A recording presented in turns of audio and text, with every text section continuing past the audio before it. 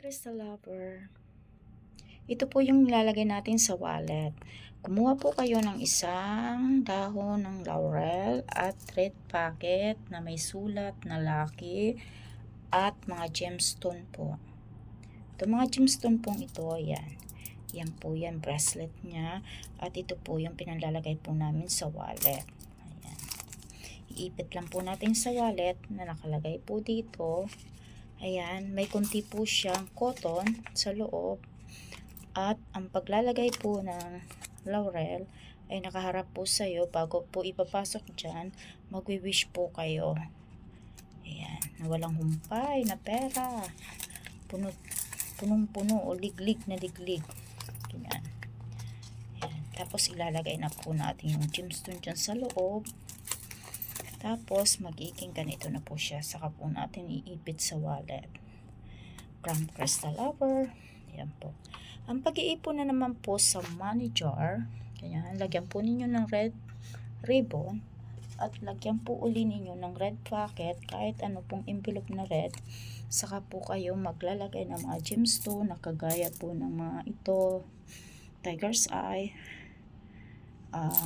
Kahit ano pong gemstone. Para i-research na lang po ninyo for sa money. Ayan. Meron po tayong Amazonite. Meron tayong Tiger's eye. Tiger's eye.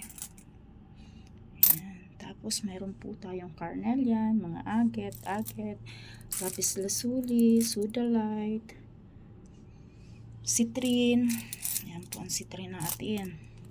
Citrine at saka amethyst, rose quartz, pyrite, green aventurine at saka yung shell. Kahit anong klase pong shell, basta yung shell na galing po sa dagat. Basta maliit lang po, yun ang panglalagay po natin dyan sa jar at lagyan po ninyo ng konting bulak kasi ang bulak ay sisilbi ng kagaanan ng pamuhay at pagdating ng pera. Yan po. Ito po yung serpentine jade ko po na balls. Ayan.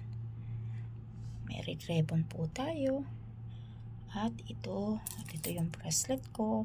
At kung mayroon po kayong bracelet na galing sa Crystal Lover, ayan, pwede po na ninyo yan ilagay dyan.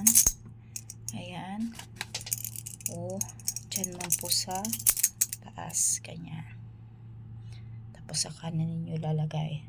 Ang una pong ilalagay po dyan sa loob, cotton, dahon ng laurel, may mga bilang po yan. Yan po yun. Ayan, ito naman po yung sa wallet. Ayan. Thank you for watching. And share lang po. Comment. And please subscribe. Thank you so much from Crystal Lover. Ito po yung citrine tumble natin.